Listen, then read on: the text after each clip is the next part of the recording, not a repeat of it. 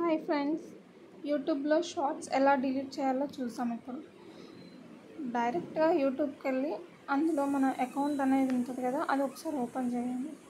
వెంటనే మన అకౌంట్ ఉంటుంది కదా, దాన్ని క్లిక్ చేయండి. సో అక్కడ మనకు వ్యూ ఛానల్ అని చూపిస్తుంది. సో అక్కడ మనం క్లిక్ చేసామనుకో మేనేజ్ వీడియోస్ వస్తాయి. మేనేజ్ వీడియోస్ తర్వాత మనం క్లిక్ చేస్తే మన షార్ట్స్ అండ్ వీడియోస్ లైవ్స్ అని చూపించినప్పుడు మనం షార్ట్స్ క్లిక్ చేయాలి.